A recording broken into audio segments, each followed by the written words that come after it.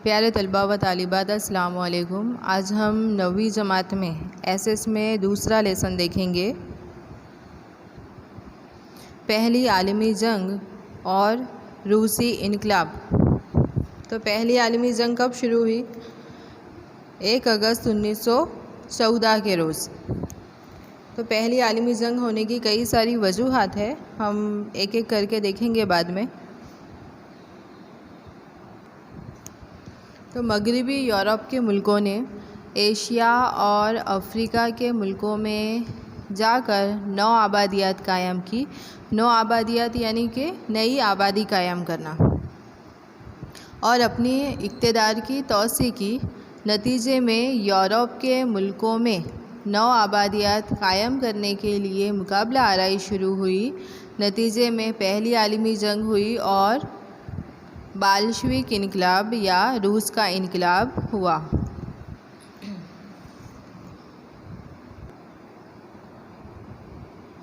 तो ये सबक की पहली हेडिंग देखेंगे, मगरबी यूरोप और एशिया अफ्रीका में नौ आबादियाती नज़रिया।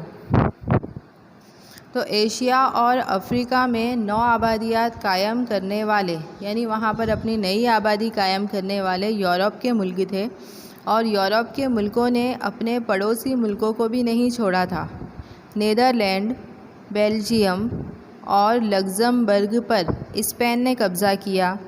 फिर बाद में स्पेन को देखकर फ्रांस ने भी कुछ इलाकों को हड़प कर लिया। पुर्तगाल का राजा जब मर गया तब स्पेन ने पुर्तगाल पर कब्ज़ा कर लिया। इस तरह यूरोप के जो मुल्क थे वो एक दूसरे के मुल्कों पर कब्ज़ा कर रहे थे। उसके बाद हम देखेंगे एशिया में नौ आबादियाती नज़रिया।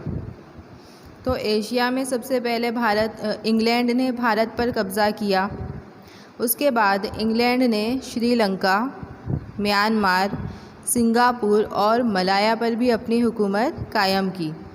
उसके बाद इंग्लैंड चीन में दाखिल हुआ, लेकिन चीन में दाखिल होने के बाद इंग्लैंड और चीन के दरमियान इफ़्यून की तिजारत की वजह से जंग हुई, जो तारीख़ में इफ़्यूनी जंग के तौर पर पहचानी जाती है। तो इस जंग में चीन की हार हुई और इंग्लैंड जीत गया।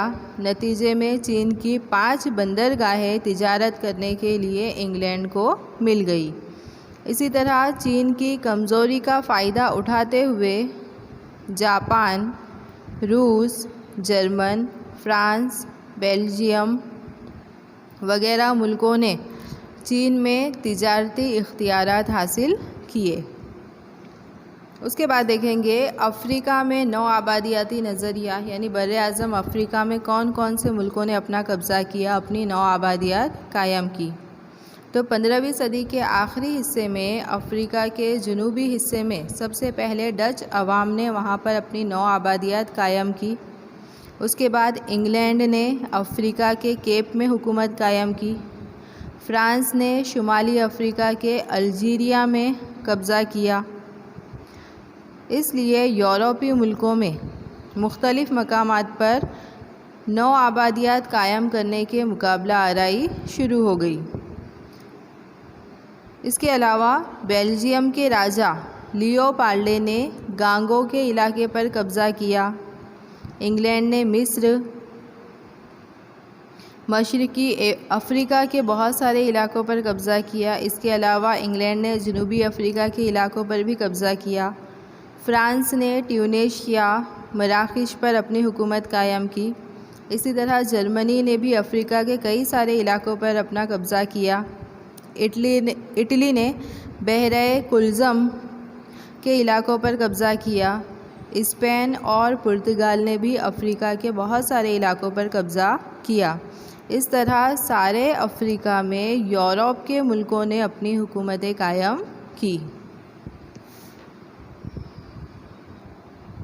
उसके बाद हम देखेंगे पहली आलमी जंग के अवामिल कि पहली आलमी जंग क्यों हुई, उसकी वजह क्या है।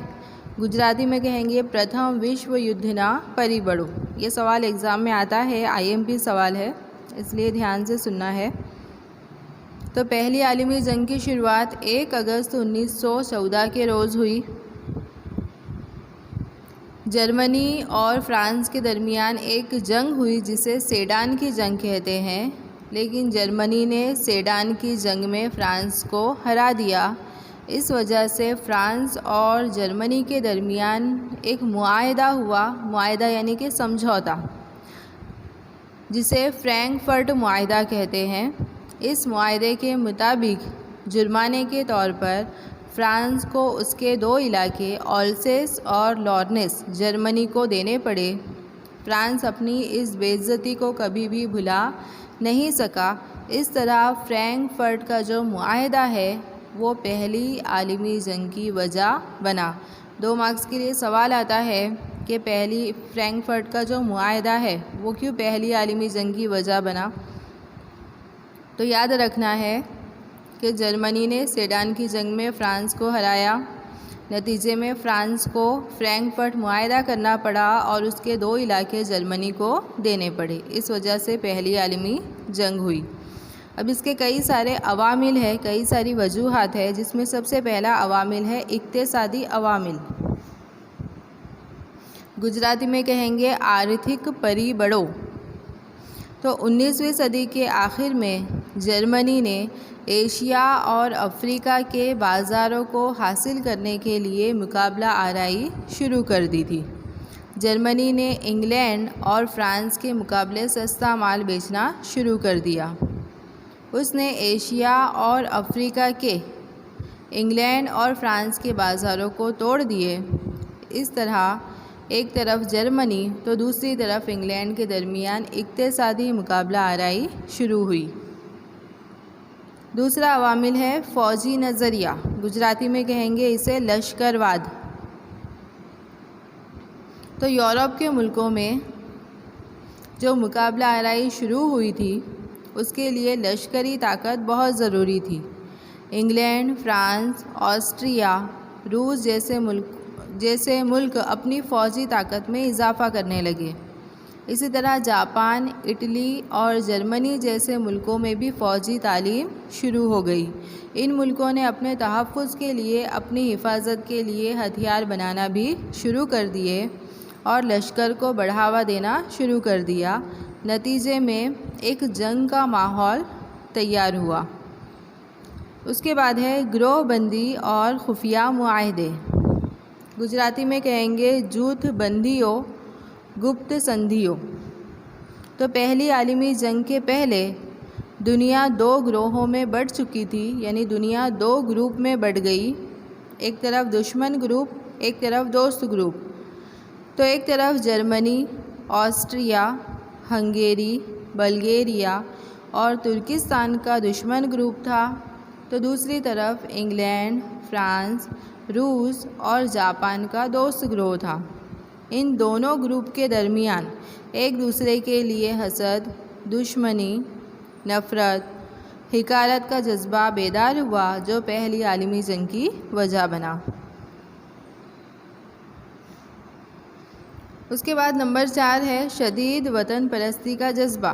गुजराती में कहेंगे उग्र राष्ट्रवादिनी भावना।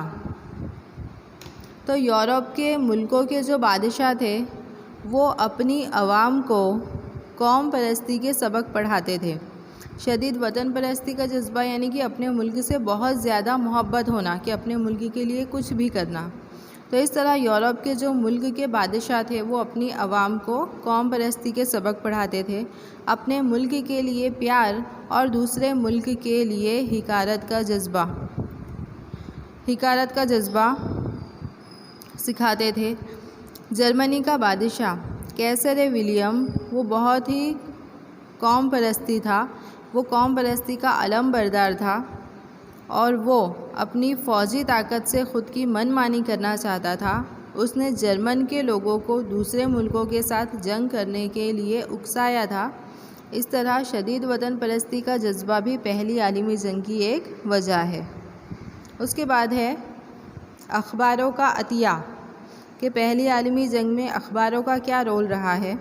तो यूरोप के मुल्कों में जो अखबार छापे जाते थे, जो न्यूज़पेपर छापे जाते थे, उनमें एक दूसरे मुल्कों के ख़िलाफ़ झूठी और भड़काने वाली बातें पेश की जाती थी। नतीजे में एक दूसरे मुल्कों के दरमियान नफ़रत का जज्बा पैदा होता था, दुश्मनी का जज्बा पैदा होता था। इस तरह अखबारों की वजह से भी पहली आलमी जंग शुरू हुई।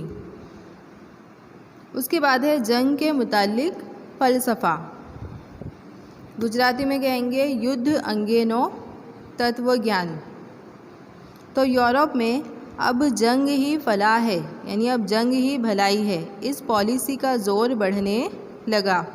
यूरोप के जो मुसन्निफ़ थे, जो बड़े बड़े आलिम थे, उन्होंने अवाम को ये उसूल दिया कि सिर्फ़ ताकतवर को ही जीने का हक़ है और जंग ही कौमी ज़रूरत है। इस तरह यूरोप के जो आलिम थे बड़े बड़े, वो अवाम को ऐसे उसूल सिखाते थे। इस तरह जंग के मुतालिक फ़लसफ़ा भी पहली आलमी जंग की एक वजह है। उसके बाद है फ़ौरी वजह, कि अचानक ऐसी कौन सी वजह हुई कि पहली आलमी जंग शुरू हो गई। तो ऑस्ट्रिया का शहज़ादा और उसकी बीवी दोनों सैर पर निकले थे। तभी सर्बिया मुल्क के एक ब्लैक हैंड अदारे के एक मेंबर ने उन दोनों को गोली मार दी, उन दोनों का कत्ल कर दिया। नतीजे में ऑस्ट्रिया ने दोनों के कत्ल का इल्ज़ाम सर्बिया पर लगाया, लेकिन सर्बिया ने इस बात से, इस वाक़ये से अपने आप को अनजान ज़ाहिर किया।